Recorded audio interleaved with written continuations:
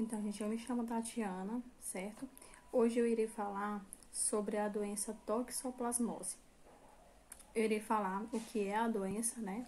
Quais são os seus sinais e sintomas, a forma de transmissão, qual o tratamento, a prevenção e também vou falar uma coisa muito importante que é como fazer a leitura do exame laboratorial, né?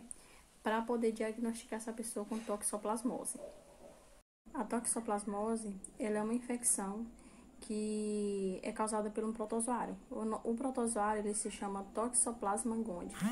O Toxoplasma gondii, ele está presente nas fezes de gatos, né, ou de outros felinos, e eles acabam tendo o ser humano como hospedeiro através da ingestão de alimentos ou então de água que está contaminada pelo Toxoplasma gondii. A toxoplasmose, né, ela é uma zoonose, ou seja, uma doença transmitida por animais que mais tem se tornado comum, né, em todo o mundo. A fase aguda da infecção por toxoplasmose, ela tem cura, né, porém esse parasita ele vai persistir por toda a vida dentro do organismo dessa pessoa. E durante esse tempo, ela pode ou não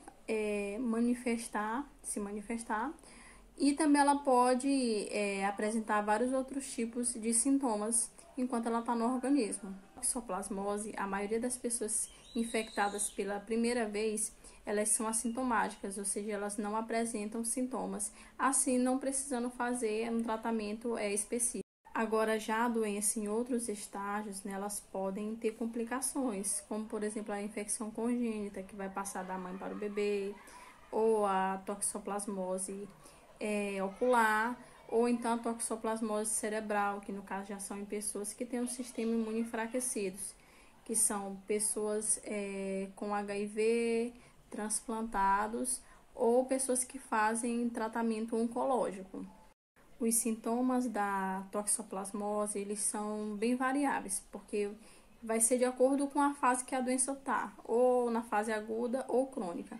Mas normalmente os sintomas eles são leves, comparados à gripe e à dengue, porque a pessoa pode apresentar dores musculares e também elas podem ter alterações nos gânglios linfáticos.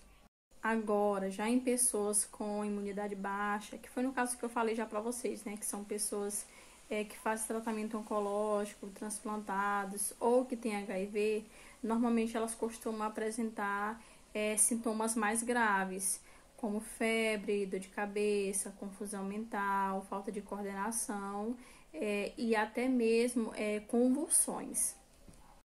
Agora, mulheres que são infectadas durante a gestação, ela tem outros riscos, né? Como, por exemplo, ela pode sofrer um aborto, ter essa criança de forma prematura. Essa criança ela pode nascer com microcefalia, macrocefalia, icterícia ou então com episódios de convulsões. Agora, falando dos recém-nascidos, né? Os recém-nascidos infectados, cerca de 85% deles não apresentam sinais clínicos, ou seja, evidências ao nascimento. No entanto, essas crianças elas podem apresentar alterações, como restrição do crescimento intrauterino, prematuridade, anormalidades visuais ou neurológicas. Já as sequelas tardias, elas normalmente acontecem, né? Com pessoas que tiveram a infecção congênita da toxoplasmose e por algum motivo não foram tratadas. Então, essas pessoas elas podem apresentar sequelas durante a sua adolescência ou então na fase adulta, justamente por conta de não ter tido o diagnóstico precoce da doença. Os recém-nascidos que apresentam as manifestações clínicas, normalmente eles apresentam ainda no período neonatal ou então nos primeiros meses de vida. Normalmente eles apresentam as sequelas mais graves, que no caso são as anormalidades motoras, surdez, graus variados em relação a problemas visuais, retardo mental. Agora falando sobre a transmissão da toxoplasmose, A gente vai falar, no caso, sobre as principais vias dela, né? Como eu falei lá no início, tem por via oral, que é através de alimentos ou então águas contaminadas. E em casos mais raros, tem a transfusão sanguínea, o transplante de órgãos, ou então a inalação de aerossóis que estão contaminados com o Toxoplasma gondii. Já no tratamento, né, como já foi falado, a maioria das pessoas que têm ou já tiveram, né, a toxoplasmose, eles vão evoluir sem ter nenhum tipo de sequela. Então, eles vão fazer o tratamento só baseado nos seus sintomas. Agora, as pessoas que têm a imunidade baixa, elas podem evoluir com uma sequela, como perda auditiva, cegueira. Aí, nesse caso, eles vão ser encaminhados para médicos especializados. É muito importante a gente também falar que tanto o tratamento, né, e o acompanhamento, eles são liberados de forma integral e gratuita pelo Sistema Único de Saúde. E as gestantes que são diagnosticadas com a toxoplasmose, elas também têm que serem assistidas aí por um pré-natal de alto risco, onde ela vai ter toda a orientação de profissionais do que ela deve fazer durante essa infecção. Agora, no caso, a gente vai falar sobre a interpretação do exame laboratorial da toxoplasmose. Quando a gente pega, né, um exame laboratorial desse para poder interpretar, a gente vai observar que existem marcadores nele. Marcadores que são sinalizados com o IgG e com o IgM.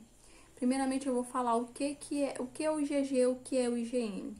Então, eles são proteínas que são produzidas pelo nosso corpo, são imunoglobulinas, que são produzidas quando a gente tem contato com algum tipo de patógeno, seja um vírus, bactéria, parasita, essas coisas. Assim que o corpo da gente, né, tem um contato, né, com esse patógeno, ele começa a produzir a proteína IgM. O IgM, que é o marcador de que está acontecendo a fase aguda de alguma infecção em nosso organismo.